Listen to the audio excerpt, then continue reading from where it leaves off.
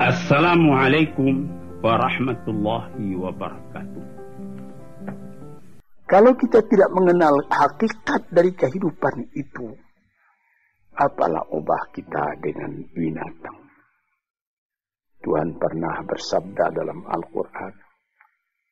Dia katakan, walaqad zara'na li jahannama katsiran minal jinni wal insi lahum qulubun la yafqahuna biha wa lahum adhanun la yasma'una biha wa lahum a'yunun la yubsiruna biha wa lahum adhanun la yasma'una biha ulaika kal an'am bal hum adall wa ulaika humul ghafilun. Akan kami lemparkan kepada neraka kesengsaraan, api neraka jahanam. Manusia, dia berhati tapi tidak memperhatikan, dia bermata tak melihat, dia berkuping tak mendengar. Apalah ubahnya manusia yang demikian itu dengan binatang? Bahkan lebih lagi sesatnya dari binatang.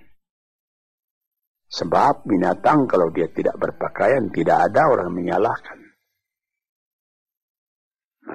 Tidak ada kata salah, kata benar dan salah pada binatang. Nah, sebab itu maka manusia yang tidak mempergunakan hatinya, matanya, telinganya, lebih hina dari binatang. Dan mereka itulah orang yang lalai, tak memperhatikan hakikat dari kehidupan itu. Maka tanda syukur kita kepada Allah. Kenallah dirimu dan kenallah hidupmu. Dari mana engkau datang? Di mana engkau sekarang? Kemana engkau pergi lagi sesudah ini? Kambing, sapi, kerbau tidak membicarakan ini. Dia cuma memikirkan makan. Manusia disuruh memikirkan ini. Taruhlah manusia itu tidak ada nabi, tidak ada utusan dari Allah datang. Akalnya sendiri pun di dalam kehidupan itu hendak mencari juga jalan yang baik, hendak menjauhi juga jalan yang buruk. Tak ada orang yang menyukai yang buruk dalam hidup ini. Walaupun orang yang telah terlanjur berbuat buruk sekalipun dia menyesali karena dia tidak dapat menahan dirinya.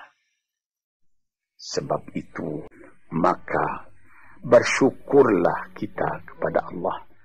Kehidupan kita itu tidak disia-siakan, tidak disia-siakan oleh Allah. Yahsabul insanu ayyutraka sudah.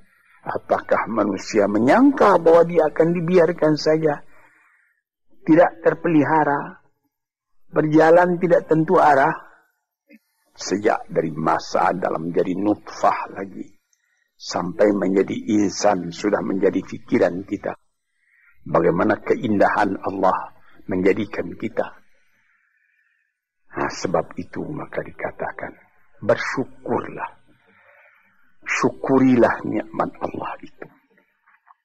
Sekarang timbul pertanyaan, bagaimana yang dimaksud dengan syukur itu? Saya pertalikan sedikit dengan falsafah. Sokrates apabila dia mempelajari keadaan alam, sesudah melihat keadaan alam ini, dia pun mempunyai iman bahwa ada yang menciptakan alam, yaitu Tuhan. Dia bersyukur. Mengetahui itulah hakikat hidup, kata beliau. Mengetahui itulah kebahagiaan sejati, kata beliau. Maka di sini kita melihat, syukur ya Allah, aku tidak dijadikan jadi binatang. Syukur ya Allah, aku tidak jadikan manusia yang sia-sia. Syukur ya Allah, aku terjadi dalam keadaan seperti ini. Sehingga aku tahu yang hak, tahu yang batil, tahu yang buruk, tahu yang baik, tahu dari mana asal perjalanan ini, dan tahu pula kemana tujuan perjalanan ini.